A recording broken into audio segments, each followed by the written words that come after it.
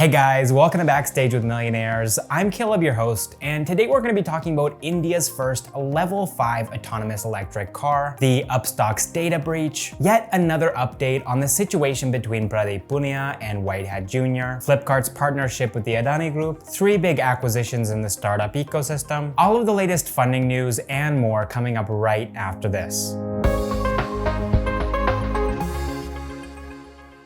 All right, so first up in the news, let's talk about Minus Zero's Level 5 autonomous electric car. This car is expected to be market ready by late 2023, and Minus Zero has just taken a very large step towards making that happen. For the first time ever, the startup has tested their self-driving technology by putting it on an e-rickshaw and having it drive around Jalandhar in Punjab. Now, this self-driving tech is currently in the prototype phase, so the e-rickshaw was only able to travel up to 20 kilometers per hour, and it only traveled for 2.2 kilometers. However, I do think that this is still very exciting news. 2023 isn't that far away, and Minus Zero is aiming for level 5 autonomy. That's the highest level of autonomy, meaning that the vehicle would be completely autonomous. It would be able to drive itself, and so far, no company has been able to achieve this, not even Tesla, although it's expected that by the end of 2021, Tesla will finally have achieved this. Now, the interesting thing about level 5 autonomy is that it would actually be able to handle Indian roads. Level 1 and level 2 autonomy rely on painted lines and very structured traffic, which oftentimes India doesn't have. However, according to one of the co-founders of Minus Zero, Gagandeep Rahal, our vehicles will be able to drive autonomously in highly unstructured and disorganized traffic scenarios like India's. By late 2025, the startup is planning to have produced around 5,000 of these vehicles, and they're also claiming that the car's range will be 500 kilometers. Now, I also think it's worth pointing out that Minus Zero is adopting a very similar business model to Praveg Dynamics. Instead of selling them directly to consumers, they're going to be leasing them out to companies and also operating their own fleet of these electric vehicles. This will essentially be a luxury robo-taxi service, and unlike other autonomous cars, Minus Zeros won't be using LiDAR technology or secondary sensors. Instead, their nature-inspired vision AI will be relying exclusively on cameras. And the startup is expecting to emulate human-style driving with this approach, although obviously without any of the human mistakes or errors. Now, unfortunately, when the time comes for Minus Zero to actually start manufacturing these vehicles, they may find it difficult to get regulatory permits because the Minister of Road Transport and Highways, Nitin Gadkari, has previously said that driverless cars won't be allowed in India. Now, I know it's still early days for Minus Zero and driverless cars here in India, but I'm curious to know what you guys think of this situation. What should Minus Zero do if Nitin Gadkari decides to stick to his word? And also, do you think that India is going to be ready for driverless electric cars by, say, 2025? Let me know what your thoughts are in a comment down below. All right, next up, this episode of Backstage with Millionaires is brought to you by Open Business Council, which is a business platform and directory that's holding a 2-day exclusive virtual summit with over 100 speakers. These speakers are government officials from countries all around the world, thought leaders, industry experts, and business executives. And they're going to be discussing how best to conduct business in the 4th Industrial Revolution, which is what we're going through right now. We're living in a time, like I just mentioned, of self-driving cars, artificial intelligence, advanced robotics, IoT technology, genetic engineering, quantum computing, fintech, and blockchain. But these changes are happening so quickly that I think a lot of people in the business world are having a hard time figuring out how best to take advantage of these changes and this new technology. And so that's what this summit is all about. And I guarantee you, if you attend this event, and especially if you're an entrepreneur, you're gonna learn a lot. Now, the event starts on Tuesday, April 20th at 2:30 p.m. Indian Standard Time. And if this sounds like an event that you're interested in attending, then make sure to hit the link in the description down below to get 25% off your ticket.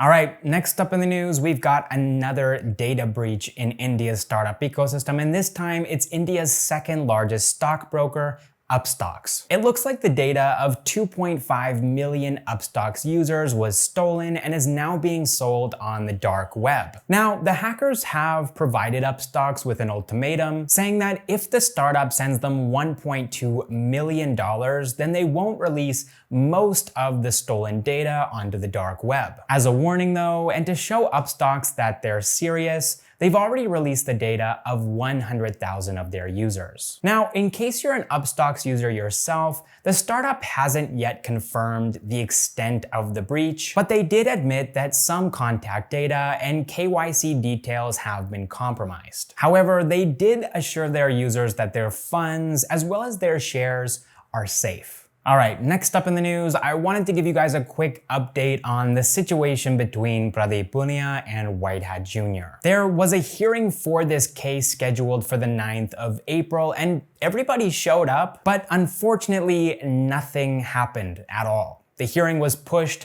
to the 25th of May, which is perfectly fine for Whitehat Jr. because they have all the money in the world with Byju's as their parent company. But I have to imagine that this has been pretty hard for Pradeep Punia. He's just a guy, he's an individual. And he actually made a Reddit post on the situation, and you can find a link to that post in the pinned comment down below. But despite what he's going through, despite his struggle, he's actually decided to take on Byju's as well. And you can find out more about why he decided to do that, again, in the pinned comment down below. And also, I think you guys know this by now, but we put links to every single thing that we talk about in all of these news videos in the pinned comment. So definitely go check that out if you want to learn more. All right, next up in the news, Flipkart has partnered with the Adani Group. Under this partnership, Adani Logistics Limited will be building a 534,000 square foot logistics center in Mumbai, and they're going to be leasing it to Flipkart. This center will be operational by the third quarter of 2022 and will employ approximately 2,500 people. Now, while we're still on the topic of Flipkart, let's move on to some acquisition news now,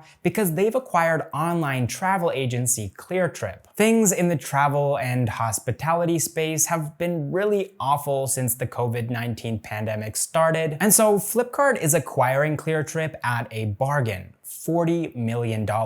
That's it. Under this acquisition, Cleartrip will continue to exist as a separate brand, but Flipkart will own and control their operations. All right, next up in the acquisition news, Indian fintech unicorn Pine Labs has acquired Malaysia-based payments and discovery platform Fave in a deal worth $45 million. Fave enables offline merchants to accept online payments using QR codes and also helps them to retain these customers with a loyalty program that offers gift cards, cashbacks, and loyalty points. It's expected that Pine Labs will be rolling Fave out to Indian customers and merchants over the next couple of weeks. All right, next up in the acquisition news, omni-channel beauty retailer Nykaa has acquired online jewelry platform Pipabella to strengthen its jewelry business in preparation for the launch of its IPO. Under this acquisition, Pipabella will continue to operate independently with their own website, but their products will also be available through Nykaa. Also, I think it's worth noting that this is Nykaa's second ever acquisition after acquiring apparel brand 20 Dresses back in 2019. All right, moving on to some funding news now. Fintech startup Zeta is in talks to raise $250 million in a funding round that would be led by SoftBank's Vision Fund 2 at an expected valuation of more than $1 billion.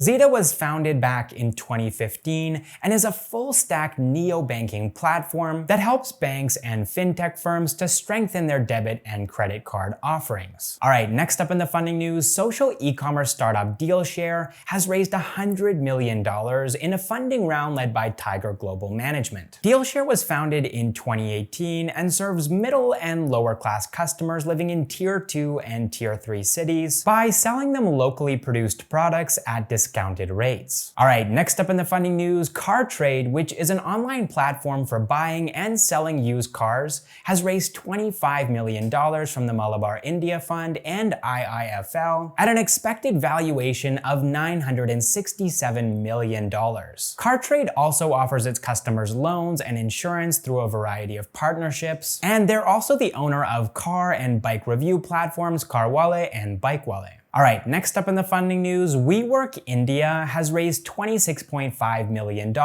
in a mix of equity and debt funding from 2 unnamed investors, 1 domestic and 1 foreign. It seems like WeWork India, in spite of the pandemic, has actually been doing pretty well, and they're eyeing profitability in 2021. They're going to be using these fresh funds to make that happen and also to grow their business. All right, next up in the funding news, robotics startup Miko has raised $6.6 million in a funding round led by Ivy Cap Ventures. The startup was founded back in 2014, and their flagship product, the Miko 2, is designed to make learning fun for kids using games, education, and entertainment. The startup is going to be using these fresh funds to invest in product development. All right, next up in the funding news, B2B e-commerce marketplace Beldara has raised $7.4 million from Hindustan Media Ventures. Founded in 2014, Beldara enables manufacturers and wholesalers to buy and sell products across 30 categories, and they also offer their users credit services as well. They're going to be using these fresh funds to invest in brand awareness and to grow their new B2B agro product, Farm to Globe. All right, that is all the startup news that I have for you guys this week. I hope you enjoyed the video, and if you did, it would mean a lot to us if you could hit the like button.